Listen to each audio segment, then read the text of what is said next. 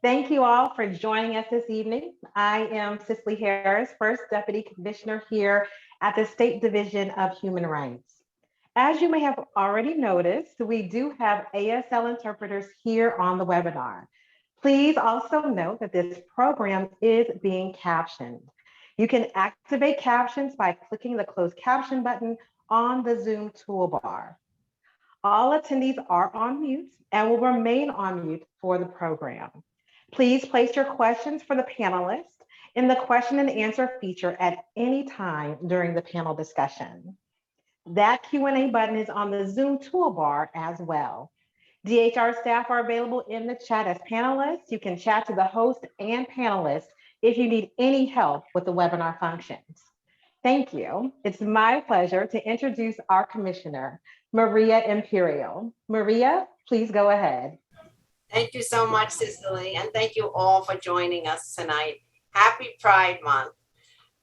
Thank you for joining us this evening to hear from our esteemed panelists about LGBTQ plus rights in the healthcare system, what is being done to increase the availability of culturally competent and affirming healthcare, and New York State's human rights law.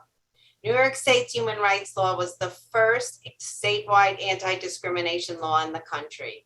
The law protects New Yorkers from discrimination and harassment, including discrimination based on sexual orientation and gender identity or expression, at the workplace, at school, in housing, and at public places, including hospitals, health centers, and the doctor's office. The Division of Human Rights is dedicated to eliminating discrimination, remedying injustice, and promoting equal opportunity, access, and dignity through enforcement of this vital law. The COVID-19 pandemic has helped demonstrate the importance of equal access and dignity in healthcare.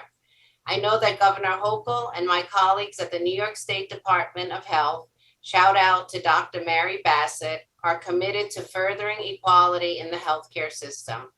Earlier this year, Governor Hochul doubled the funding for LGBTQ plus health services in the state. We've also passed landmark laws like the Gender Expression Non-Discrimination Act and the Gender Recognition Act.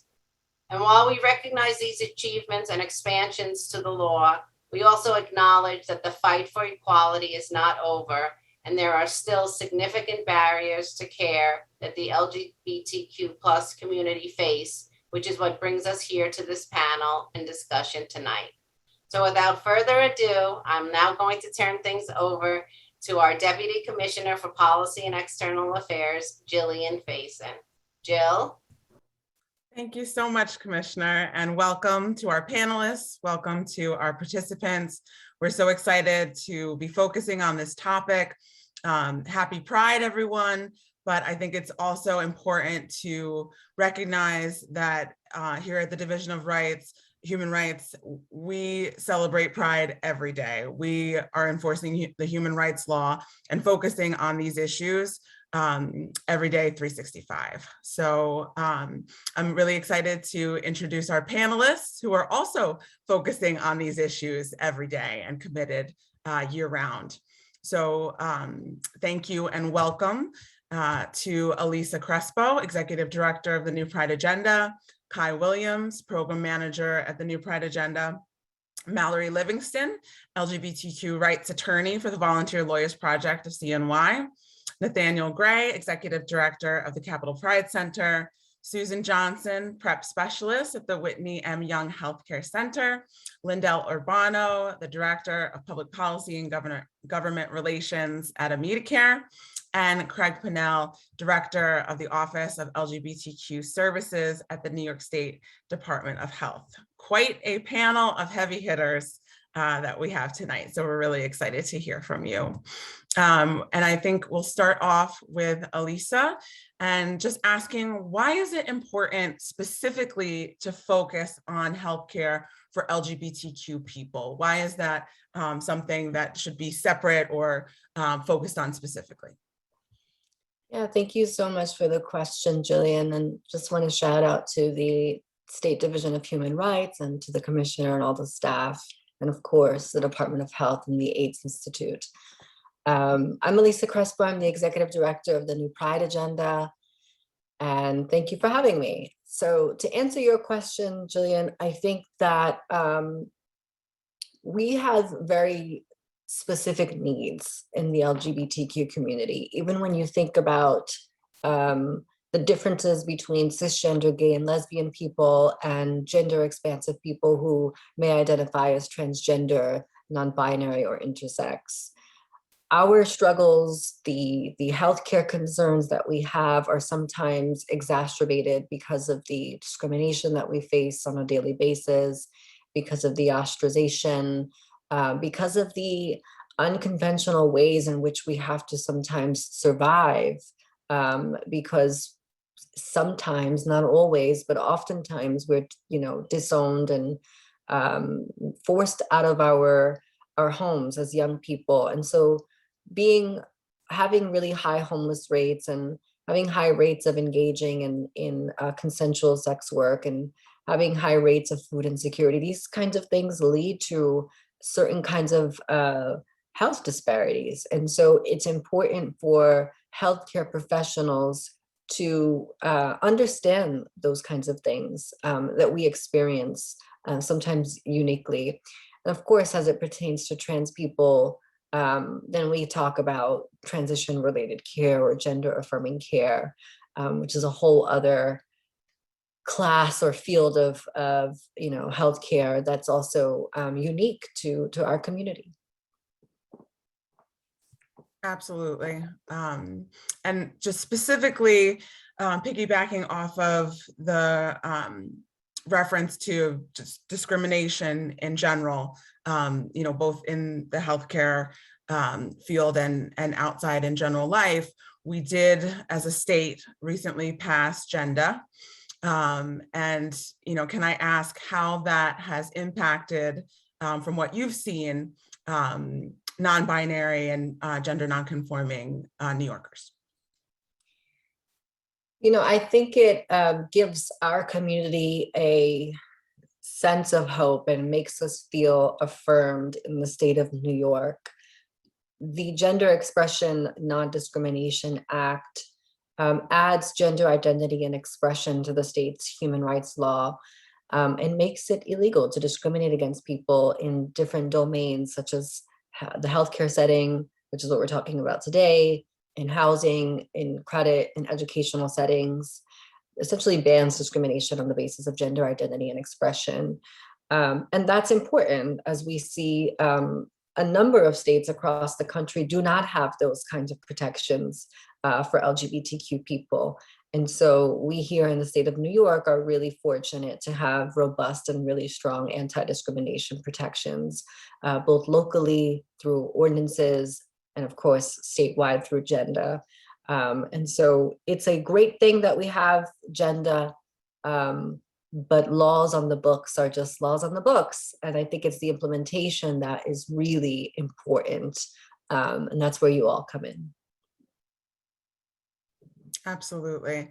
And sort of expanding on the law of the land, being gender, are there other policies, practices that are necessary to buttress that, to identify other issues or meet the needs of other things that non-binary and gender non-conforming New Yorkers are facing?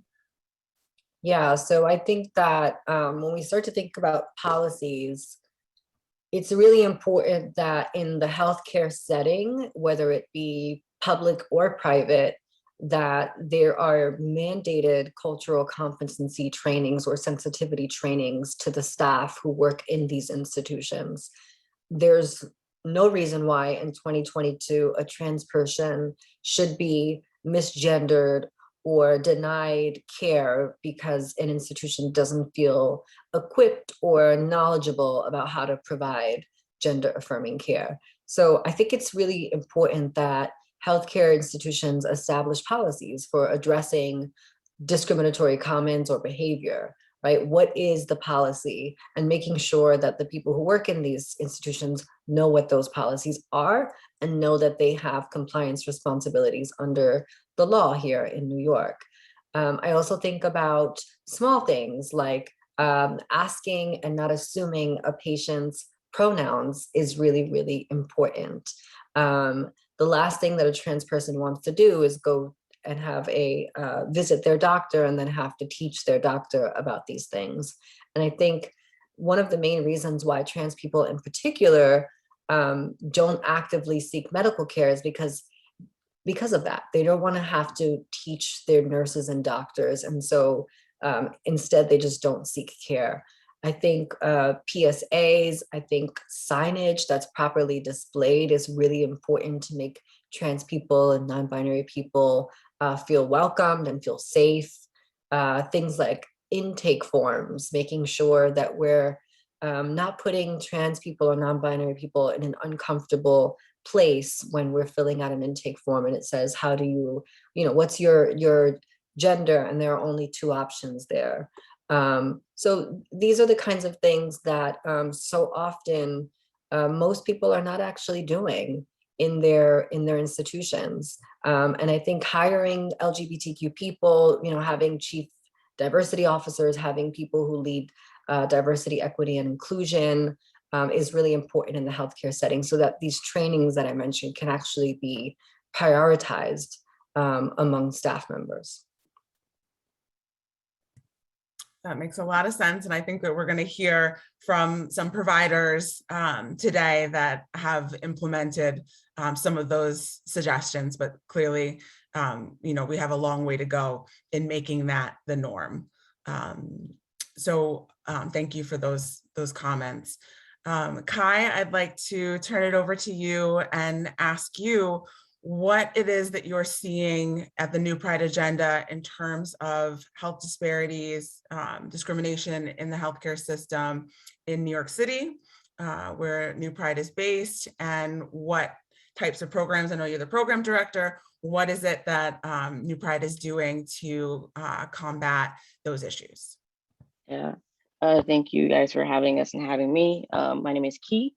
I use they, them, or he, him pronouns. And yeah, just really excited and grateful to be here to specifically talk about this. I think obviously we're in Pride Month and there's a lot of conversations that are happening, but I haven't seen the conversation really related to like what's happening for our people in terms of knowing your rights, or just like, how do we feel about things that are happening and how those things like actually impact us. And so really grateful to be here. I'll piggyback on some of what Elisa already talked about in terms of the different forms of discrimination that that we see, especially that New Pride agenda primarily focuses on the most marginalized folks in the community, folks who are Black and Brown, Latinx, speak Spanish as their primary language, and so we really have a really good mixture. I think part of being our programs manager, making sure that we are utilizing us being a statewide organization means working with folks from yes, New York City, outside of New York City, but as far as Buffalo, I myself am actually from Utica, New York, and so I'm currently home right now.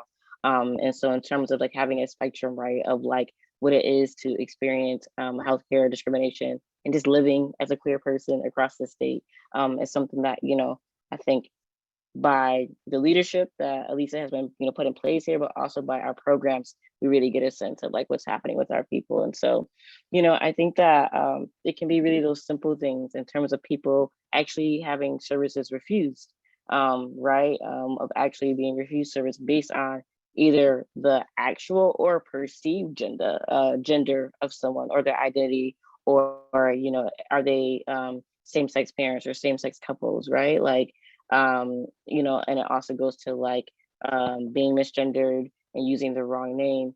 All those things that might seem really small to people really lead to a larger problem where folks will actually just I think around 22%, about a quarter of trans people actually reported avoiding getting medical care altogether, right? From just avoiding even those initial treatments. That's something that in my life experience, I'm guilty of, not wanting to take care of myself, not because I didn't have the means, but just the stress and the task, the emotional labor that it takes to really have to navigate the system. And so I definitely co-sign with Elisa in terms of some of those cultural competencies and not having the responsibility of having to teach your doctor about how to just engage with you and work with you as a person. I think about in terms of New York State being huge. And so it's not something as simple as like finding another doctor, right? Or just, those options aren't really there for everybody. And I think about that for folks who are in non-metro areas, where finding another doctor means a whole different type of cost. Because now we're talking transportation, we're talking lodging, we're talking about other things that we really have to come into play. But we know that the LGBTQ community already faces, low income wages. As we've also hinted to, not having so traditional jobs, we'll use that framing, and really having to focus on our survivalhood. And so I think that, at the end of the day, one of the things that New Pride as a, New Pride agenda, right, is like really focusing on all people who need medical care, believing that they should be able to see their doctor without worrying about being mistreated, harassed, and denied service outright, and then looking at the different ways that discrimination impacts LGBTQ people's lives, and delays and denial of them, and how that impacts our mental health, and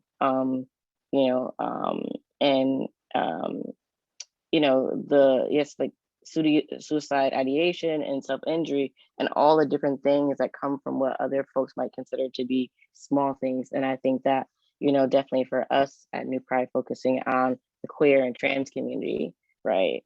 It's just some of those things are at the forefront of how we do it. But there's also been examples of, once a patient discloses, their HIV status, right, then being denied services, being, refused to provide their medication. And so these are real life, decisions that, I think the power of the provider is something that we really need to talk about, and shifting kind of the responsibility of teaching and knowing and what it means to be a provider, wholly, not just what you want to do, but being responsible for, what you say that you do. Absolutely. And thank you, for sharing your own experience, as well as what it is that you're seeing from an organizational perspective, being, advocates for the community. And I apologize for mispronouncing your name, Key. Okay.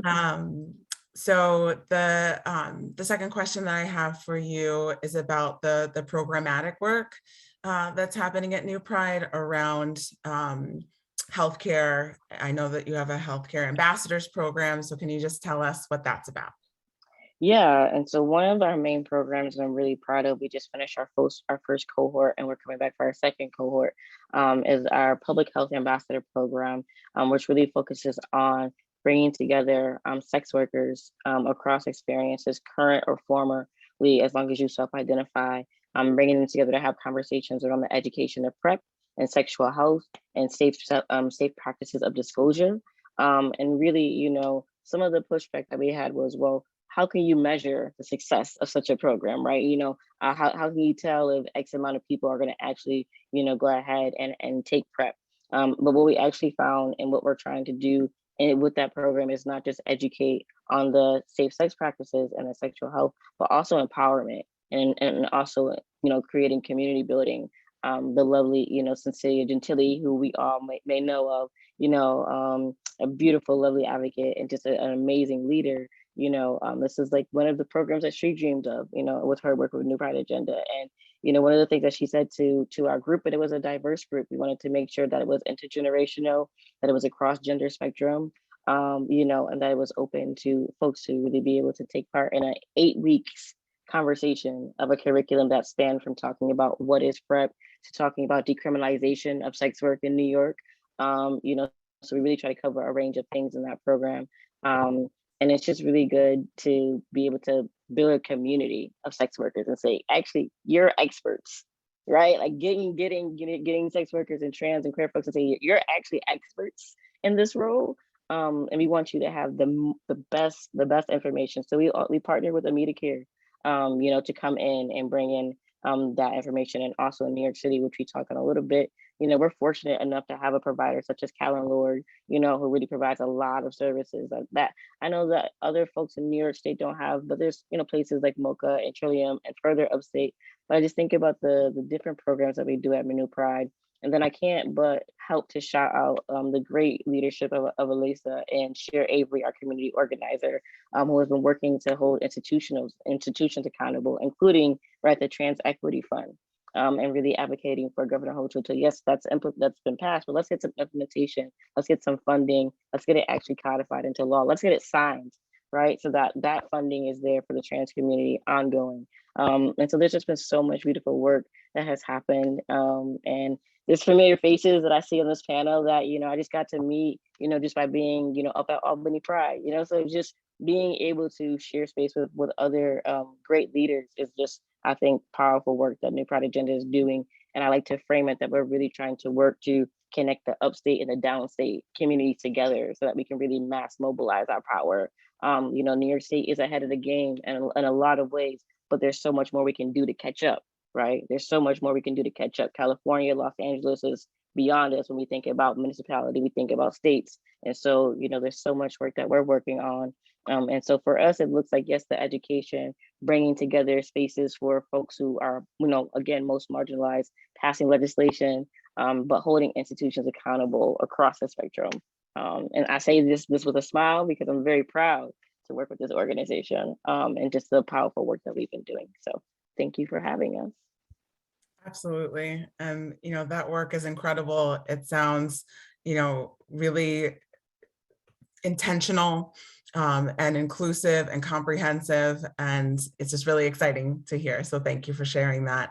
And, you talked about accountability and holding institutions accountable. And I think that, dovetails very nicely with the work that Mallory does. So Mallory, can I ask you, as a lawyer and advocate in this space, what are the patterns of discrimination that you're seeing for trans and gender nonconforming New Yorkers, and how do you advise your clients on what their rights are and how they can assert those rights? Well, thank you for that question. I could spend many days answering it, but I'm going to be brief on that. The kinds of things that we see, I think I can lump them into three categories, which is denial of service, really, really, really bad service, and sort of a foundational discrimination where there are barriers to healthcare long before you even get to the provider, as opposed to the discrimination you might face when you're interacting with the actual provider. The denial of service claims can be just outright refusal to treat transgenders. We don't handle transgenders. For some reason, I see that a lot with endocrinologists, probably more than any place else. Thankfully, I don't see them that often in an emergency care situation when somebody's in an emergency room, thank goodness. But with endocrinologists, I don't know why that is, but that's definitely the majority of the outright refusals to treat transgender persons. We also see a denial of service where there's a particular type of treatment that is being sought, and they'll be denied that treatment because of their gender.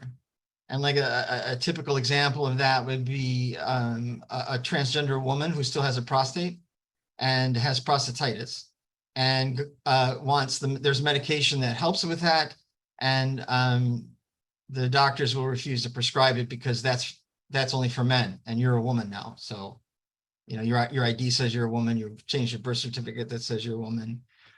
It gets even further into insurance questions, but we'll get to that later. So that's the kind of outright denial of services that we see. What I see more than that, though, thankfully, those are fairly rare-ish, I guess. But what I really see is a lot of just really, really bad service. Frequently what I see, especially when it comes to trans people, is their complaints of very severe and serious symptoms are not taken seriously. Because of who they are, they're discounted the doctors are rolling their eyes when the patients are telling them what's going on with them. They have a tendency to blame the patient's medical problems on their sexuality, their gender identity, and the treatments they're getting, the gender affirming care they're getting, rather than, they've got a cold, or they've got an intestinal blockage, or they're having a stroke, or whatever is happening.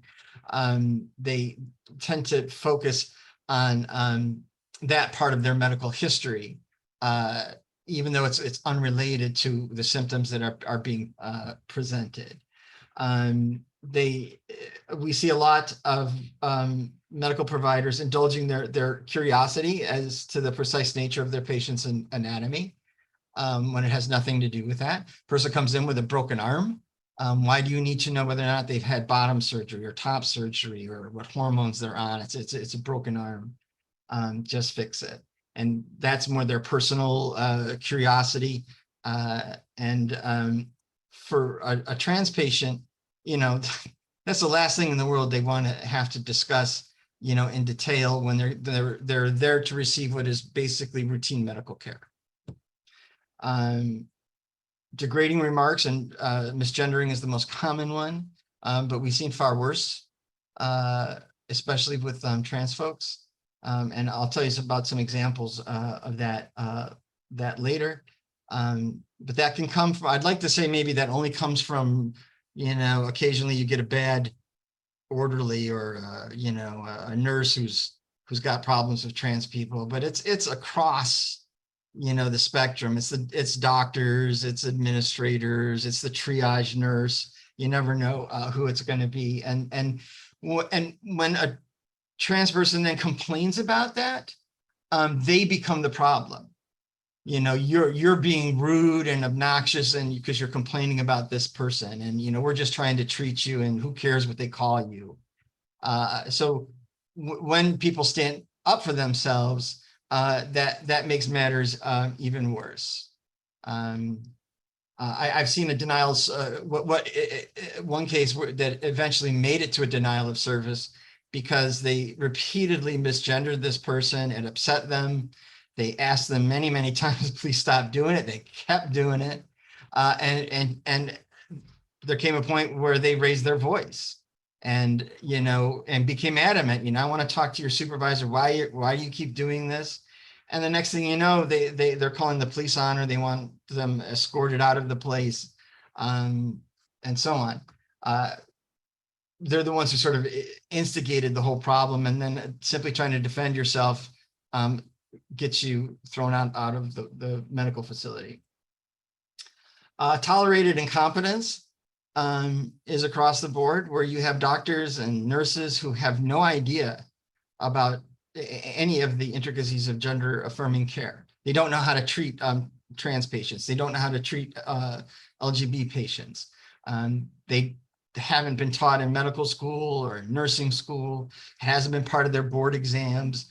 And I myself was in a car accident. It was after I had surgery, and the doctors were quizzing me endlessly about the surgery because they didn't feel that they could treat my orthopedic injuries from a routine car accident. They wanted the phone number of my doctor so they could call my doctor who did the surgery and find out all the particularities of that. And so that's a problem, that we basically don't have medical providers who have been trained to treat LGBT patients, not just the part where you're trained to treat everybody with dignity, but also, your job, like you're a medical person, you're supposed to know what pill to prescribe to who and how much. And you can't say, oh, it's a trans person. Well, I don't know. I'm going to run away from that. So I don't think I could graduate from like a trucker school if I could only drive one kind of truck and no other trucks. And then lastly, the foundational discrimination is really insurance. And that of course could take up, a whole mountain of time, but just in brief, we see a lot of policies that just outright exclude gender affirming care. That's against the law in New York State, but not if it's a policy that is governed by federal law or by some other state's law if it was purchased out of state. There's a bill that recently passed the Senate that would prohibit the award of state contracts to contractors who have those kinds of policies. And it passed in the Senate, and we look forward to it having a successful future in the legislature and becoming law. And I think it would really help to use the power of the state's purse to get rid of these policies that have exclusions for gender affirming care. Another thing they do is they attach onerous and needless prerequisites to having their transgender surgeries covered, only in the end to refuse to pay, even though you've jumped through all the hoops. And these are prerequisites that they don't attach to the very same care when it's being provided to a non-LGBT person. Bait and switch, where a surgery is pre-approved. A person has a letter and it's all signed and says my surgery is going to be paid for. Then they have the surgery and they don't pay for it, and they find some reason, some red tape reason, the anesthesiologist went to the wrong medical school or something like that. And all of these they know are baloney, but a lot of people don't have the resources to fight it. And they ultimately end up having, unless they have my phone number, they ultimately end up having to accept those kinds of those decisions. Nonsensical requirements, like requiring an in-network provider for gender affirming care, and they have no in-network provider for gender affirming care. And I can't tell you how many rabbits chasing its own tail arguments I've had with insurance companies over that. And then lastly, there's in my opinion, where they cross over into the area of fraud, where a person calls the phone number on their insurance card and asks them, is this gender affirming care treatment, is it covered? And if you read their actual policy, it is covered. But the person on the phone is not looking at their actual policy. They're looking at something their boss gave them to look at on their computer screen, and it says that they don't have that coverage. And I have seen that over and over and over again, where a claim rep on the phone says this is not covered. And then when I obtain the actual policy and litigation, it is covered. And these people they're not like told, hey, go and lie to them, but they're given the wrong material. They don't even know that they're lying. They don't even know that they're giving false information. So those are the kinds of things that I see. I approach almost all these cases in the same way, as I try to get as good a record of the facts from my client as possible, obtain any of the documents that are involved. If there's medical treatment, there's medical records, and I know how to fill out a HIPAA form, so we get those records. But really, one of the first things I have to do is make an assessment for the client as to whether or not this is something that would be good to handle with an immediate intervention, where I contact the medical provider myself, talk to their HR person. They might just have a renegade idiot nurse working on the third floor or something. And sometimes we can get matters fixed right away with a mean lawyer phone call. So that's that's always one of the first things I have to assess. And usually the option we end up choosing when all else fails is filing a complaint with the Division of Human Rights and handling it there.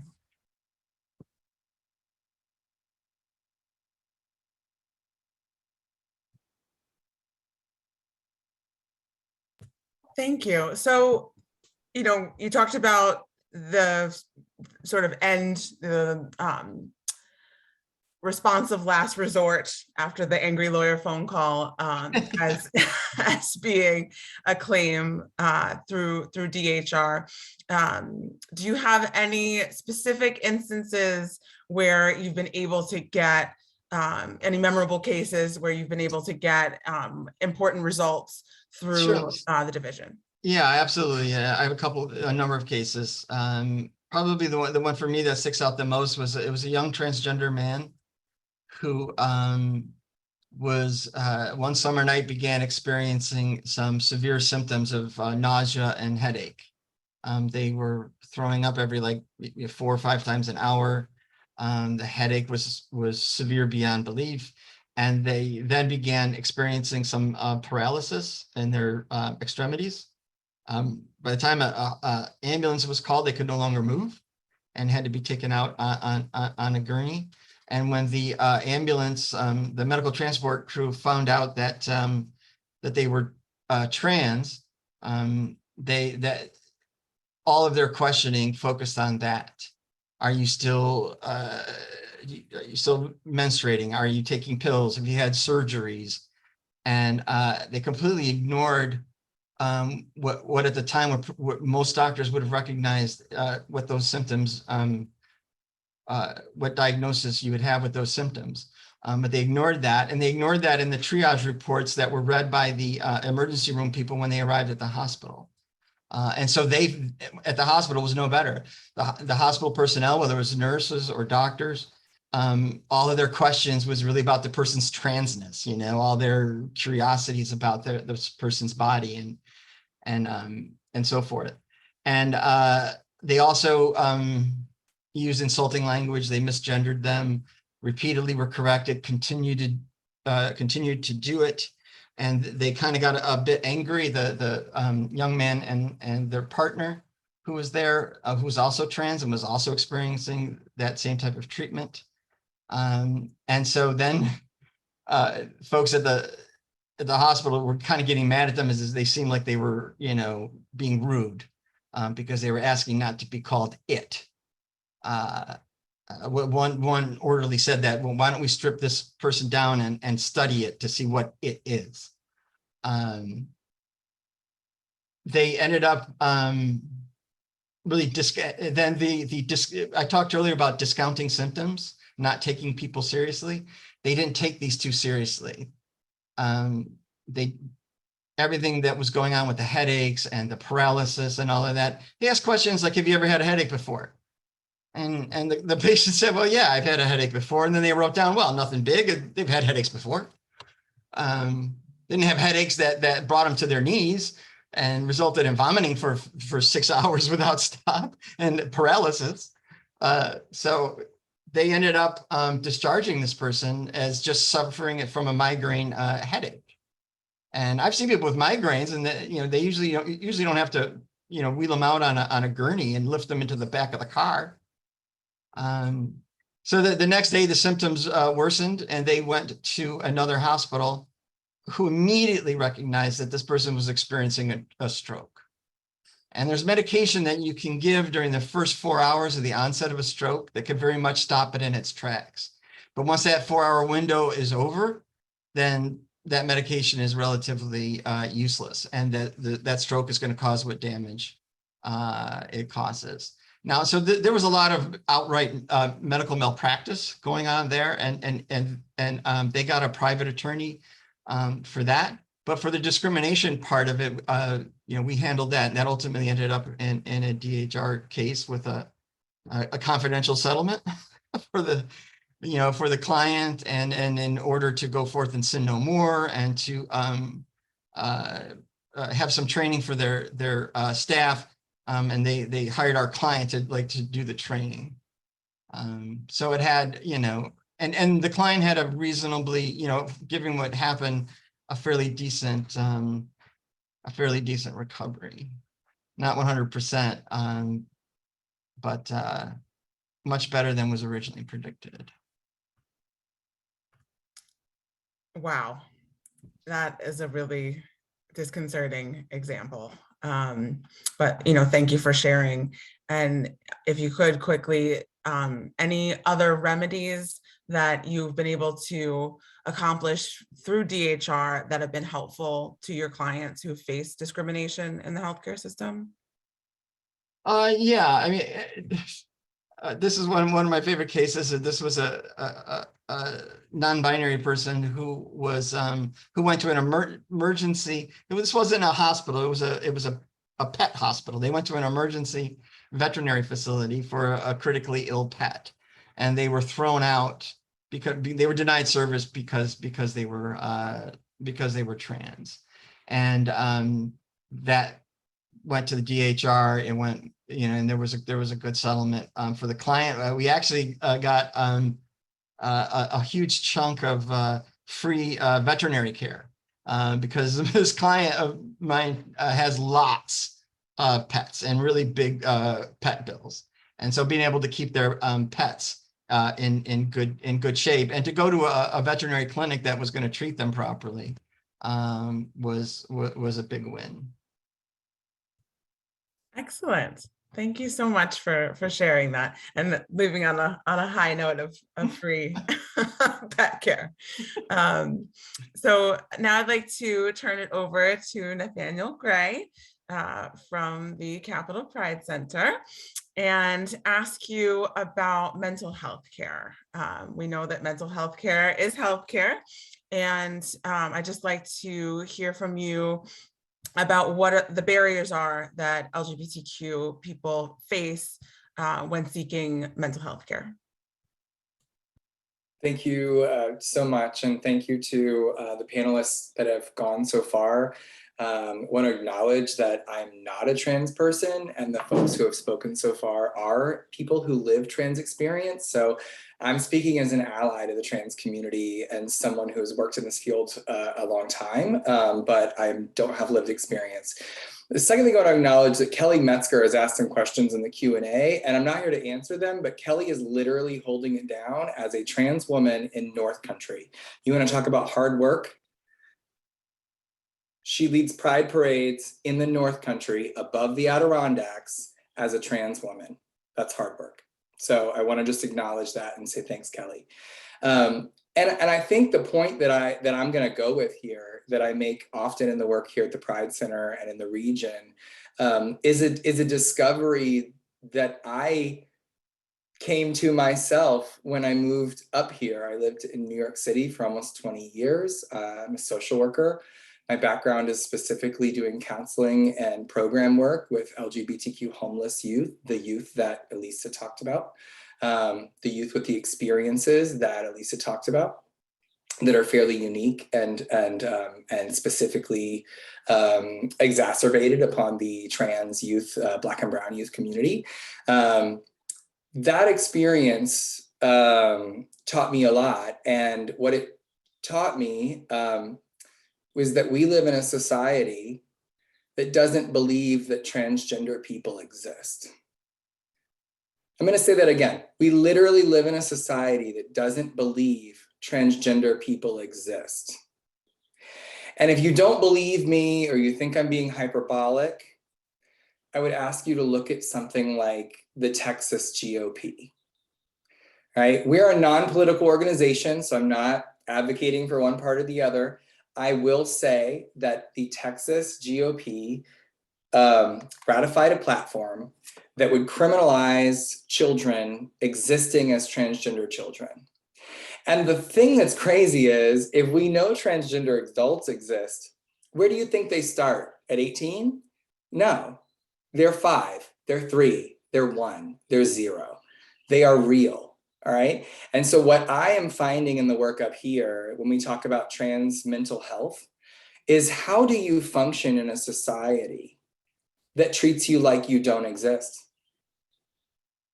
You know, I know what that feels like to an extent, because in all of the things that I have done in my life, I've been told that I chose to be gay. And what people do when they say that to me is they suggest that I have made some mistake. I have made some grave error in my human existence by choosing to be gay. And if I didn't do that, I could just be normal. And I'm putting that in air quotes, right? So when the Texas GOP pushes the State Office of Children and Family Services of Texas to prosecute parents who seek mental health and medical health care for their transgender child who is 5 times more likely to die by suicide, the second leading cause of death for teens in America, that's a problem. The children that we work with at the Pride Center here in the Capital Region, of which we see 30 to 40 every Friday, who come to our youth group, who need that space because isolation is high among that group, because they are constantly being told by every teacher or classroom or space they exist in that they aren't there. And they go home and they try to deal with that. And I'm just going to share a very particular story of working with an 8-year-old trans girl before I started this position as an advocate. And when she was 6 and I started working with the family, I said to the mom, I just want you to know, your daughter's only 6. I doubt it's going to be you, but trans kids are 5 times more likely to commit suicide than their partners. And as a mental health practitioner, I want you to know that here's what you should look out for. Honestly, it's when they have a plan. That's the danger. That's, as any mental health practitioner will tell you, any person can say they're experiencing suicidality, which we should take seriously. If someone articulates a plan, we should be scared. And if someone has the means to carry out the plan by which they articulate, we should be terrified. An 8-year-old trans girl 2 years later told her mom, the mom I was working with, that all she wanted to do one night is walk to her closet and grab her prettiest scarf and hang from it. An 8-year-old. She doesn't believe she's supposed to exist. So when we sit here on a Know Your Rights call, I'm actually not worried personally about the trans people knowing their rights. I'm worried about everyone else and why they're treating trans people so poorly that an 8-year-old child would like to hang from a ceiling fan. So knowing your rights is not, in my personal opinion, about waiting until the child is transgressed against in society to then punish the person who did it against them. It's about everybody else in society saying, we're not going to tolerate a state of New York. And this happened in New York. Then this also happened in liberal blue New York. This ain't happened up here in the North Country. Okay, this happened down in New York City, blue New York. So knowing your rights is also knowing everyone else's rights. I know that if I'm walking around in a public space or if I'm sitting in a meeting and someone says something untoward about a person because of their race, that it's my obligation as a white person to say, stop saying that, that's racist. Right? That's a lot easier to do, actually, because there's so much history of racism that it's pretty easy to notice and call out. Anti-transness is rampant in our society right now. And the trans kids I speak to only see LGBTQ people mad about it. Right. And I'll give you a really specific example and then pass it back to you, which is actually right now up in upstate, about 40 minutes east of Albany. There was a segment on CBS 6. And the segment was about the fact that a 7-question quiz on the existence of LGBTQ people, questions like, what's the difference between sex assigned at birth and gender identity? A question I teach every single day, a question transgender people live with every single day. A couple of parents in the school district did not want that quiz to happen. They're furious about it. And a 4-minute spot about those parents' anger was shown to the entire region. And I wrote them and let them know that there are 2 parents in this scenario. Sure, there's a mom that's angry that her 12-year-old son found out that some kids are transgender, like 1% of everybody everywhere, because transgender people exist. And I'm done with like arguing anything else. And it's probably more than 1%, to be very honest. There's that mom. And then there's the mom I worked with who could have had an 8-year-old hanging from a ceiling fan. And right now in society, we're worried about a mom who doesn't want her kids to know that that other kid exists. And I would imagine the mom whose kid's hanging from a ceiling fan has a little more to be worried about. I would imagine. For sure. So I think when it comes to know your rights, it is about fighting for everybody's rights and knowing their rights. So that would be my point as the ally on the call today, as the advocate, as the person who I did work for the state and caused a lot of problems and had to learn how to not talk like this when I worked there, but I don't work there anymore. And I'm here to say trans people exist. And that's the fight that I'm in. And if you're listening to me and you're not transgender, that's the fight you need to be in. Absolutely. And, you know, I think we all have our part to play, our role, you know, where we can make a difference and, continuously bring the issues of trans people to the forefront. But not, you know, not just something that we focus on during Pride, or not just something that we pay attention to when there's a spot on the news or a crisis. And I think to that end, the Capitol Pride Center is doing some really interesting things around training mental health professionals and providing a pipeline for individuals that can assist the LGBTQ community and provide the care that they, you know, so very clearly deserve. So can you tell us just a little bit about that? Yeah, absolutely. You know, I am able to be like happy and fun too. So I'll talk about. Sometimes you need to go off, so go off. Things that we do. But lately, I mean, Pride Month has seen me be very, I mean, just so folks know, the reason maybe I feel so heated and so hot is because just a week and a half ago, at the awesome Pride Festival we had here in Albany that I was so thrilled about. Pride weekend also, there's a Black and Latino Day on Saturday, and there's the full parade and festival on Sunday. We had to have a whole discussion very publicly about a Black trans woman who was likely murdered in Albany, here, like 2 weeks ago. And it puts a damper, right, on your ability to go out and party it up and just have fun. But it's also like, oh, that's right. Pride started because of a police brutality event where people were being attacked. And the march was a riot. Okay. So I think that, you know, to go to like what we're doing about it. You know, I recently was very happy to be interviewed by the Albany Business Review. And one of the things that I spoke to about in there is, you know, everyone's interested in being a rainbow capitalist when it comes to June. Like every business loves to throw like the rainbow flag on their little logo. Well, some of us literally wear it all year and we get treated like that all year. We get treated poorly all year, not just for the month of June. So that's one slice, is that we're trying to get out there and remind folks, if you want to come across as an LGBTQ affirming organization, it's going to take more than a really crafty, you know, Photoshop logo redesign. It's going to take policy.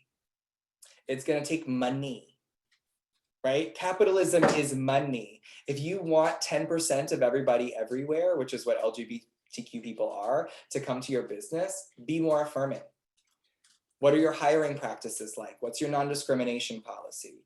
What proactive work have you done in things like pronouns, changing forms to avoid words like husband and wife, or mother and father, or sister and brother, right? What are you doing to stand up? And I think that that actually leans into my first point, which is, in the world that we're seeing right now, we have plenty of adults speaking out against the existence of trans children or people.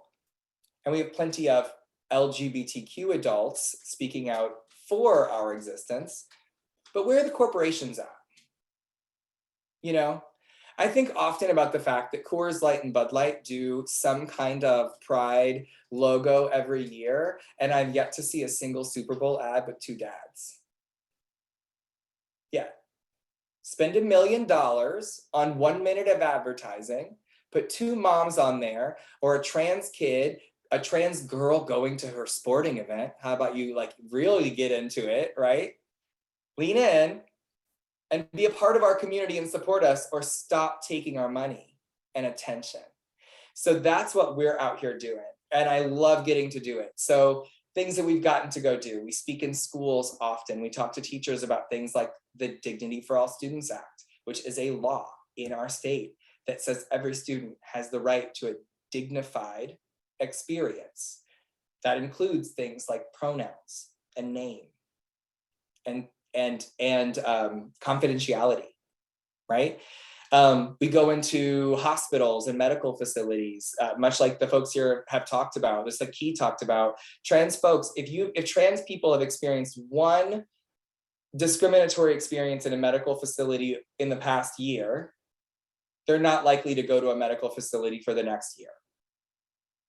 So a trans person has cancer, they go to a medical facility, they're mistreated, they don't go for a year.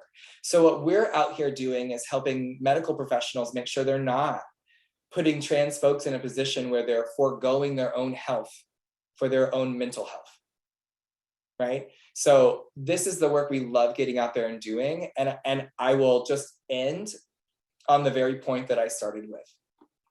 LGBTQ plus people exist. There are cave drawings of gender transition. Okay? We have a political party in America and an ideology in America that's trying to pretend like we don't exist. And what I will say is, for me personally, that's religious extremism. All right? It's fundamentalism, and it's a problem. Because 10% of us have been here the whole time. And the very last thing I'll say on a very state call is the reason that's most important is because that means 10% of every tax dollar that gets spent in this state, we made for you. I know that's right. So thank you so much for sharing your passion and the very stark realities, that people of trans experience are facing, that the Pride Center is battling, and, a call to action as both, people and as consumers, because 1000% there is strength in numbers, and the power of the purse speaks specifically to corporations. Let's be real. So I want to turn it over to the healthcare provider side. We've heard a lot from our advocates, from our lawyers as advocates. So Susan Johnson from the Whitney M. Young Health Center, tell us about what is happening over at your facility. How do you incorporate culturally responsive, welcoming and affirming practices, and just generally speaking, what are the best practices that you're employing? Thank you, Jillian. I'm Sue Johnson from Whitney Young. I use she, her pronouns. So I am ad hoc, the transgender healthcare linkage person. It is a position that I created. It doesn't actually exist. I started working at Whitney Young 7 years ago in HIV care. And for the last 6 years, I've been working in HIV prevention, STI education, and ad hoc transgender healthcare linkage person. And I actually started from zero. I went, and I should also add in, I'm cisgender as well, which I actually shouldn't be doing this job. It should go to a trans person. I just want to, I'm kind of cranky. As I've gotten older, I've gotten much more cranky feminist. But I feel like if we're talking about transgender and gender nonconforming people, then those should be the policymakers. Those people should be at the table. So I apologize that I have this role. But what I wanted to do was make sure that people were getting seen, because I had read the statistics. Part of my job is looking at healthcare inequities. So I went to the Pride Center. Nate wasn't working there at the time, but I did speak to someone there, and they said, this really resonated with me. You can't just put a Pride sticker on the front of your building and call it a day. It's got to be more than that. And it starts from the time that a person walks into your building, to the front desk staff, to any medical person, any insurance navigator, the people at the pharmacy, the people at the lab. Every person that patient interacts with, they have to be culturally competent. They have to use the correct pronouns. They can't dead name the patient. The patient should not be educating the staff, especially if we're talking about, I may have strep throat. That has no bearing at all on someone's gender identity at all, or what kind of surgeries they've had. So it just started really simply with looking at what our current policies were and having medical staff actually go to Fenway Health, which I always champion them, Fenway Health in Boston, Massachusetts. They were the leaders in working with developing a clinic for trans and gender nonconforming people. And getting healthcare providers interested and knowledgeable and up to date on hormones and being an advocate for folks that were coming through our door. And then for twice a year, for the years that I've been at Whitney Young, we have people in the community come and do trainings for every staff member at the facility, to make sure that they are treating anybody that comes in that identifies as trans or gender nonconforming as a patient with respect. We are a federally qualified healthcare center. That means we turn no one away, and we do not expect patients to be, we see people regardless whether they can pay their bill or not, whether they have health insurance. So that means they get the same amount of respect that anybody does for any of our services that we provide. Excellent, thank you. And specifically, what does that look like when you are overseeing the linkages to care and, doing the service coordination for people of trans experience? So it was been a labor of love and really transforming it. And honestly, it was just word of mouth. And I belong to the Queer Exchange on Facebook for the Capital District. And lots of folks were really struggling to find a place that they could go without being judged or dead named or wrong pronouns, all those discriminatory things that sort of underlie practices, medical care practices. And I just put my name out there. I said, you don't have to go through the whole phone system at Whitney Young, just call me directly. So I get a lot of people who just word of mouth, just putting my name out there, my phone number, my email, and people call me directly. I have other patients that I always say, please just give out all my business information. Somebody should not be lacking with their healthcare, especially if they're having just routine medical care that they absolutely have to have. So I get a lot of people that say, a friend of a friend told me that you would be able to help me. I've been on the phone for 15 minutes, just bouncing from person to person. So no barriers. That is the biggest thing I can think of for all of the healthcare that we do, is to eliminate those barriers so that people don't go a full year plus without seeing a medical provider. And it's been a challenge that I really enjoy working with other programs, because I do coordinated medical care. I have a patient right now that's trying to get gender confirming surgery at a plastic surgery office, and the lengths that we have to go through. This patient has to see a psychiatrist. They have to get medical clearance. They have to see an endocrinologist. For why, I don't know, since we are supplying this person's hormones. And it just came back to, well, the insurance company says we have to do it. Otherwise, if we get a denial before we even start the process, we're not going to pursue anything, which was shocking to me. So yeah, I do a lot of advocacy at different levels for whatever a patient needs. So it's been challenging and it's been rewarding, and I love every minute of it. And thank you for inviting me at the last minute. I really appreciate it. Absolutely. Thank you so much for the work that you do. You describe it as a labor of love.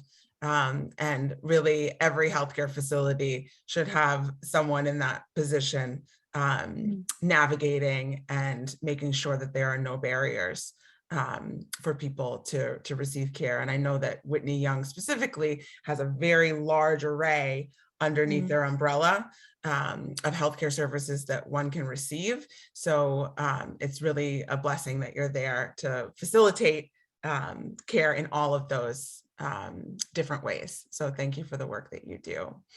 And now I want to turn it over to Lindell Urbano from AmitaCare to hear about what exactly AmitaCare even is. Some of our panelists today have talked about collaborating with AmitaCare. So, please just tell us, what type of entity it is that you are a part of over there. Right. Well, I'll start by saying that really and truly, what we're talking about here is that we need to build systems that really value and empower people, right? Critical to that is really health insurance and really Medicaid, because one common theme I'm hearing throughout here is one of the threads in healthcare that leads to people not getting the care that they need is health insurance that doesn't want to listen or hear their needs, right? So with that, I'll explain what AmitaCare is. AmitaCare is a not-for-profit Medicaid health insurance plan, right? We are a specific type of plan that's called a HIV special needs plan.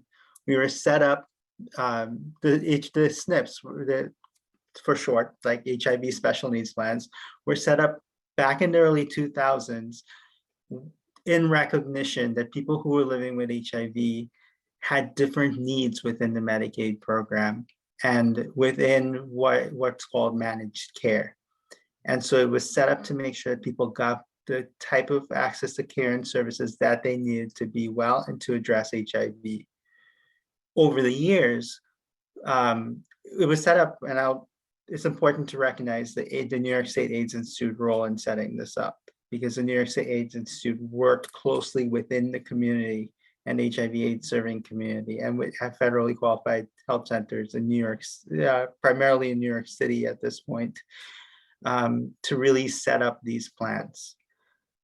Our AmitaCare is, our fundamental purpose is to really make sure that people get access to the care that they need when they need it without undue barriers, right? I guess I'll stop there. And I'm happy to talk more about the SNPs. But Jillian, do you have another question? So my second question was, what was the purpose? What is the purpose of a special needs insurance plan? So if you want to just expound a little bit upon why they are special. Yeah.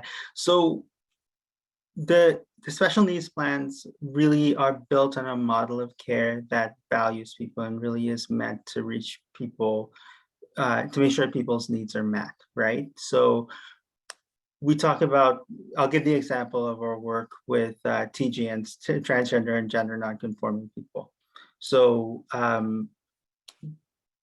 fully a quarter of our members, of all the members of our health plan, are people who are transgender or gender nonconforming and from the spectrum, basically, that spectrum, right?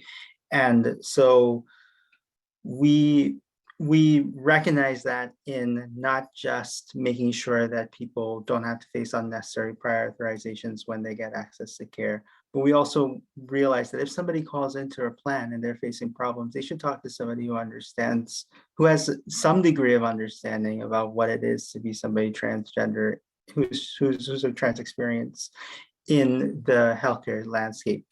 That going into a doctor's office is a terrifying experience, right? Unfortunately for a lot of people.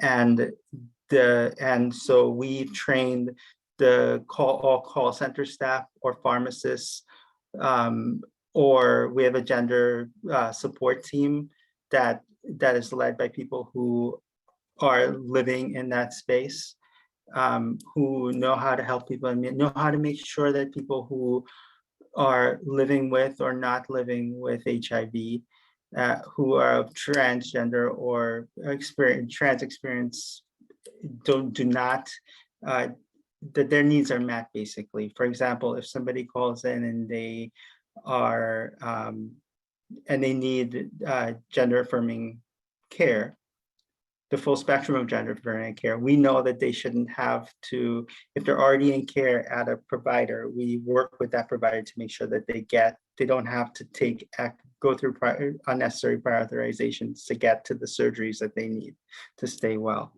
So I think that's probably enough for this point. I mean, just to say that I'll just stop there and just say this, like it's really, it's frustrating to hear that in this day and age, people are still going through facing the barriers that they face, especially given all the work that I see happening at the health plan I work with. I know that's not the norm, and that's not right. That's not the way it should be.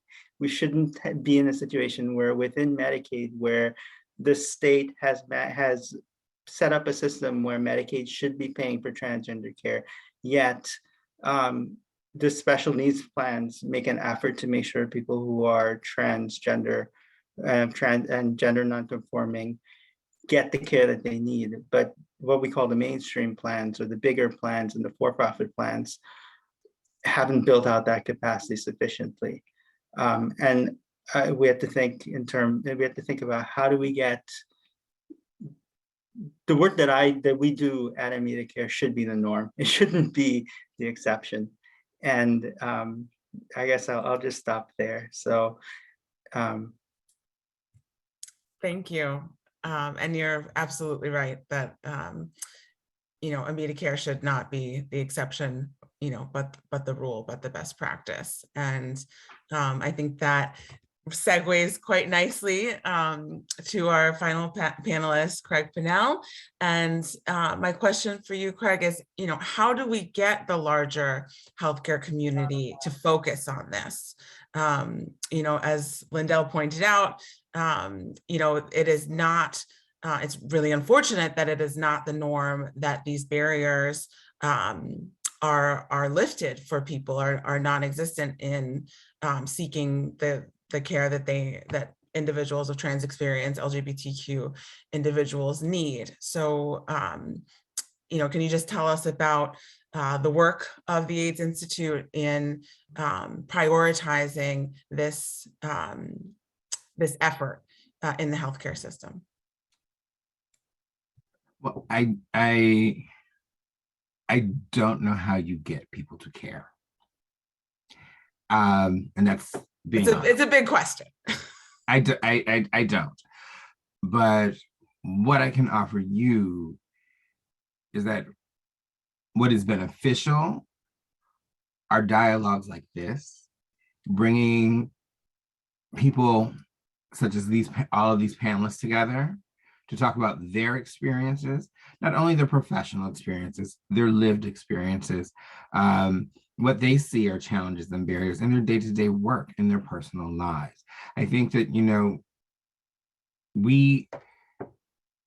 the work for us, or I can't speak for all of my panelists, but I will say the work for me is not only work that I'm passionate about and that I love, it's also personal. And so I think that's conversations like this, dialogues like this, the work that my fellow panelists are doing are what creates that opportunity to get people to care, to get people to listen, to personalize it. When you have LGBT being an abstract, when you don't know someone's lived experience, when all you know about it is that, okay, there's 30 days in June where everybody's kind of like free, gay, and happy, it's not that. There are so many things that build up to us celebrating Pride. There is so much pain and struggle through the 364 days prior to Pride. There are so many years of pain and struggle and decades upon decades of struggle for us to get to where we are today, to be able to sit here and to be able to smile, to be able to be in a room and bring your authentic self into a room. Bringing your authentic self into a room as an LGBTQ plus person is a revolutionary act. It is a radical act. It is a selfless act for you to be able to walk into a room, not know how you are going to be received, but remain your true and authentic self and demand the respect that you deserve as another living, breathing human being on this planet. So I commend all of my panelists and the people that are here today because they do that. Whether they are cisgender, whether they identify as LGBTQ+, whether they self-identify as an ally of the community. You bring your whole self to the work. You make the work better. You make the experience of the people that come to receive services better. So how to get people to care? Do this. Applaud these people. Uplift the folks that are here. With that, I think with the work that I do with the Department of Health as the director of LGBTQ services based out of the AIDS Institute is to work in partnership. Yes, there are 39 organizations that we fund across New York State to provide LGBT health and human services that are not HIV related, that go across the lifespan. Two are two statewide capacity building providers as well. And I'm going to apologize to the interpreters. I did not speak slowly. I apologize for that. I will slow it down now. So I think we fund these organizations across the state to do this work, to work within their communities, to do statewide work, to do education. But as a lot of our presenters have stated, it is unfair to ask the member of this community who is seeking healthcare to educate those who should be providing the appropriate healthcare. That's an unfair request. So I think that one of the things that we can do is begin to look at clinical training programs and incorporating not just a seminar around LGBTQ health and around language and 101, but it's like a full class around LGBTQ health, how to offer welcoming and affirming care to LGBTQ plus individuals. What does that look like? What are the elements of that? Having that be a part of the core curriculum. I think it goes to what Lindell said about building systems that value and empower people. That's where we need to begin. And that's a foundational element of that. I think in hearing some of the statewide advocates and in Nathaniel speak, it resonates with me that we need to look at people and we need to look at their hierarchy of need versus their perception of risk. LGBTQ people are not a population, and we are not a risky population. We are a population that are placed at risk. We are a population that has disproportionate health outcomes. We have multiple social determinants of health that can be addressed and need to be addressed.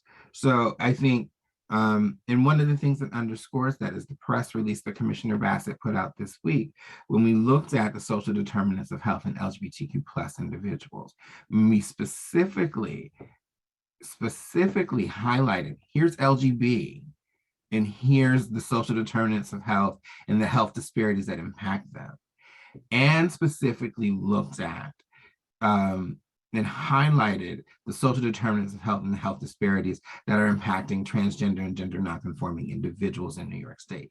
That was intentional, because oftentimes when you blend the two and you blend LGB and T, the T gets lost.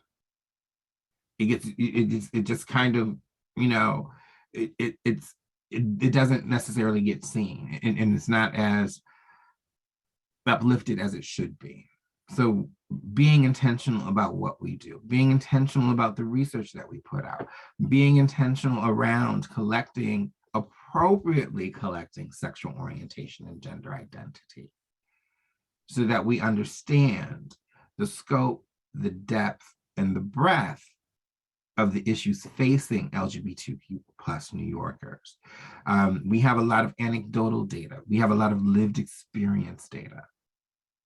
But when you're talking about larger society wants to see the numbers. Larger society wants concrete, qualitative, and quantitative research that is statistically significant. Me telling you my story or my lived experience is not enough. As Nate said, people always want, like, you know, we're not seen, right? And we don't exist. So we have to have the data and the statistics to stand behind it. So fortunately, I am in a position and I am in a role where I can influence some of those things. You know, everybody wants to know how the sausage is made, and I can't tell you that. There's a lot of great things that I am able to do because of people on this panel, because of people in the community. But I am just one of many. So I think I say all that. I don't know how to tell you to care and get people to care, but those are some thoughts.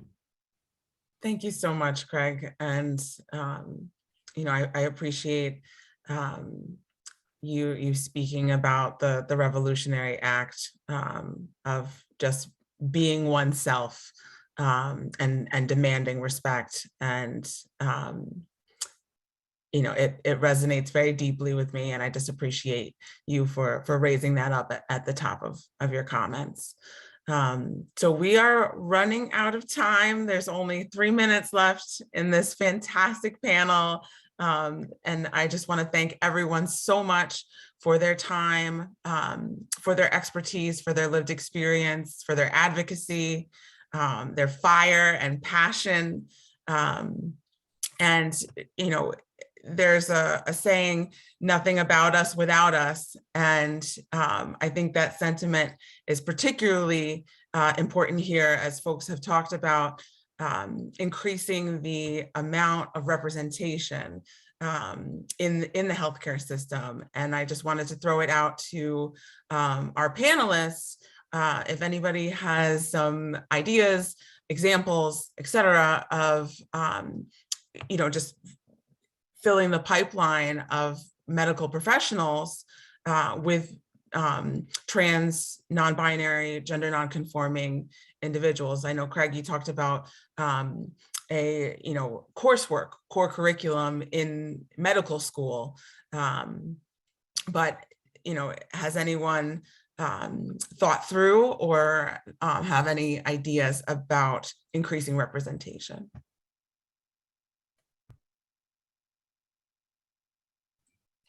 I think it's all clinical professions, not just medical school, because as someone else had mentioned, it starts at when you enter the front door, right? So it's the receptionist, it's the nurse practitioner, it's the social worker, it's, you know, the case manager, so on and so forth, through the whole medical industrial complex, right? So I think, but starting with